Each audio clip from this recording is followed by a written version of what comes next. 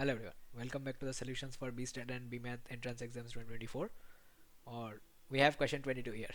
Sorry for the 16 written in bold letters. So question 22, right? Question 22 is a mixture between permutation combination. I'm sorry, mixture between binomial theorem. Then we have a bit of basic mathematics and arithmetic progression. Alright. So how will we do this? Now let n greater than 1 find arrange the expansion of in descending order. Alright. तो जब आपको ये दिया हुआ है कि आपने इस एक्सपेंशन को कोई भी ऑर्डर में अरेंज किया, इसका ये मतलब नहीं कि आपको इस एक्सप्रेशन को पूरा लिख के उसको अरेंज ही करना है. राइट. आप उसका थियोरेटिकल कॉन्स्ट्रक्ट निकालिए. तो इसमें जनरल टर्म कैसा बनेगा वो पहले देखते हैं. राइट. सो टी एन क्या बनेगा? जनरल टर्म यहाँ पे आपको दिखेगा एन सी आर.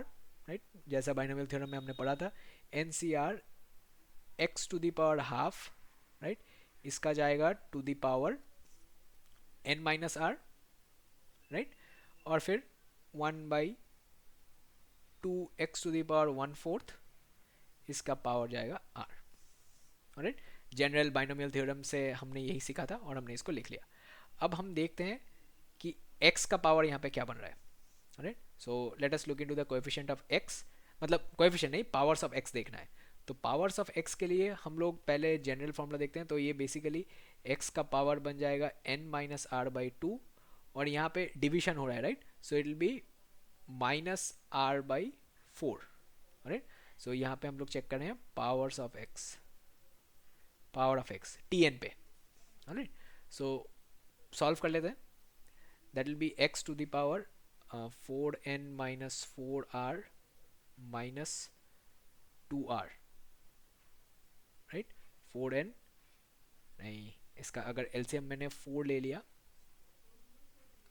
तो जस्ट यहाँ पे 2 ही होगा. राइट. यहाँ पे आप एलसीएम 4 ले लें और कैलकुलेशन कीजिए. देन यहाँ पे आपको कंप्लीट मिलेगा n-r/2 माइनस r/4. तो इसका मतलब 2n-2r माइनस r. सो 2n-3r बन गया. राइट. सो 2n-3r बन गया. अब देखिए इसको अगर हमने डिक्रीजिंग पावर ऑफ x में अरेंज किया, so what is the variable here? n is fixed. Right. r is the variable. So अगर हम कुछ चीज़ें सब्ट्रैक्ट कर रहे हैं and we want to keep the numerator to be larger, तो जो सब्ट्रैक्ट कर रहे हैं वो छोटे से छोटा होना चाहिए. राइट. सो 3r, यहाँ पे r का वैल्यू होना चाहिए 0, 1 और 2. राइट. तो r इक्वल टू 0, 1 और 2 पे यहाँ पे हम लोगों को वैल्यूज मिल जाएगा. तो r इक्वल टू 0, 1 और 2. राइट. First few values. तो उन वैल्यूज पे x का कोएफिशिएंट कितना होगा ये हमको निकाल के वो AP वाले इक्वेशन में पुट करना पड़ेगा. Right. So r equal to 0, 1, 2 पे हमारे छोटे छोटे वैल्यूज आएंगे, मतलब फर्स्ट 3 टर्म्स आएंगे. राइट.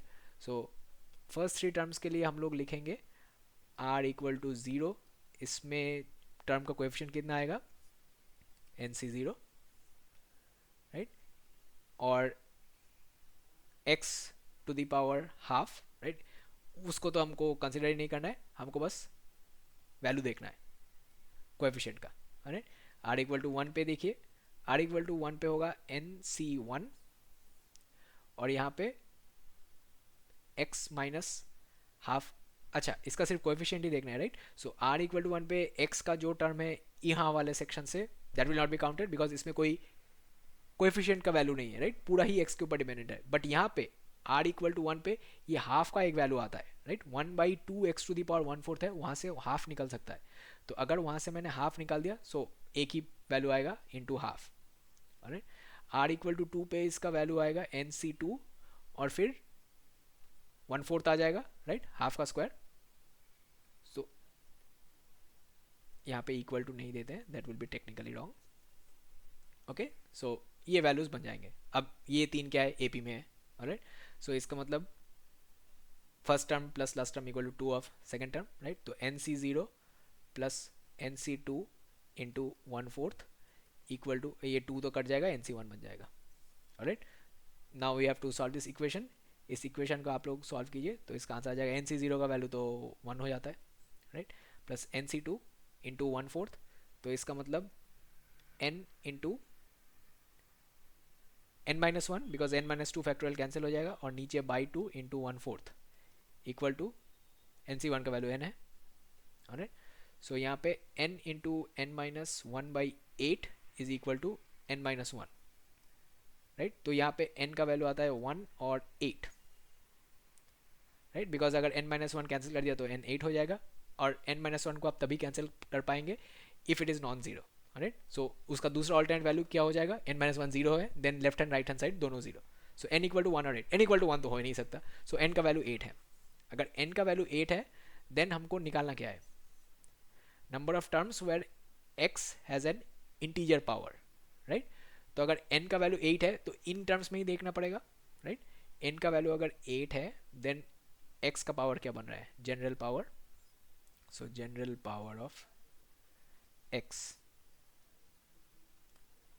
राइट, ये बन रहा है 2n माइनस 3r, तो ये तो चला गया 16 हो जाएगा, n का वैल्यू 8 डाल दिए, 16 माइनस 3r बाई 4, राइट।